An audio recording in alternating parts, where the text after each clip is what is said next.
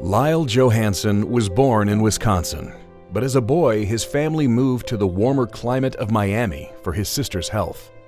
Lyle admired his parents' fortitude and bravery for loading up all the family's worldly possessions onto a one-axle trailer and traveling cross-country to a place they had never seen to start their lives over. As a young boy and teenager, Lyle was largely involved with the Boy Scouts and eventually attained the rank of Eagle Scout before he graduated from Coral Gables High School in 1964. After graduating from high school, Lyle joined the United States Air Force, and Lackland Air Force Base in San Antonio was his first assignment. His ambition was to be an air traffic controller, but the military had other plans, and Lyle served as a medic during his 4-year enlistment. Lyle's service in the military did not include many moves, just one, to Bergstrom Air Force Base in Austin. The GI Bill afforded Lyle the opportunity to attend the University of Texas at Austin and receive a degree in journalism. During his senior year at UT, Lyle participated in an internship program at the Texas Hospital Association. This experience earned him a permanent paying position with the THA, where Executive Vice President Ray Hurst mentored Lyle in the association world. Before landing at the Texas Association of Builders, Lyle advanced his career with stops at the Texas Manufacturing Housing Association and the Texas Apartment Association. In 1982, Lyle took the helm at TAB, a position that he held for 20 years. From the start, Lyle's assignment as Executive Vice President was clear: implement the goals of the association that were set by the members.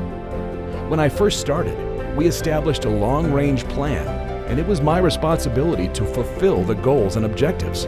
My job was to run the association. The members' jobs were to deal with construction issues of the day. In 1982, all member information was manually updated and stored on 12,000 separate index cards. A major accomplishment was to organize these records and digitize them into a computerized database. Lyle also totally retooled Texas Builder magazine, which today is still an award-winning publication. Another member program that was introduced during Lyle's tenure was the Star Awards, which recognized members for their construction and marketing efforts. Some of Lyle's biggest accomplishments in his time at the association were when he was able to align the membership and secure legislative changes for the benefit of builders. One of the most significant pieces of legislation that the association fought for was the impact fee statute of the 70th legislative session that Senator Ray Farabee and Representative Mike Millsap introduced. That legislation created a fairer way for municipalities to calculate impact fees, thereby relieving much of the burden from the builders and developers, which resulted in cost savings for the home buyers. Lyle also had a hand in the establishment of the Residential Construction Liability Act. Lyle remembers that Senator Monfort and Representative Duncan introduced that legislation, and TAB had significant input on that bill. This was important to the industry. The law created a more equitable resolution of construction disputes. Those disputes could be resolved with the Residential Construction Liability Act as opposed to the Deceptive Trade Practices Act that was more costly to all involved. Lyle's induction tonight comes as the result of 2 decades of dedication to the association. His appreciation for the honor is evident, as is his insistence that he share it with all the incredible people that he had the pleasure of working with in his years at the Texas Association of Builders. In his own words, Lyle acknowledges, "This is the highlight of my professional career.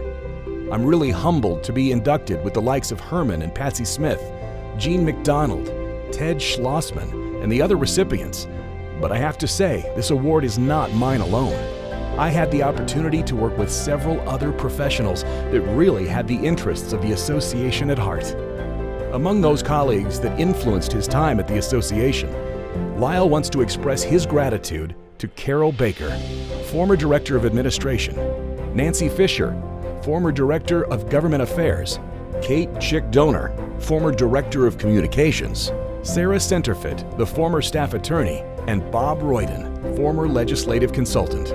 Together, they were a team, joining forces to advocate at the Capitol, organize programs, and develop award-winning publications. The recognition that comes with this honor really belongs to those people. I'm happy to share it with them. Lyle feels the construction industry is a group of the hardest working professionals around. They provide a necessary product. Housing is the American dream, and builders are out there every day helping people achieve the American dream.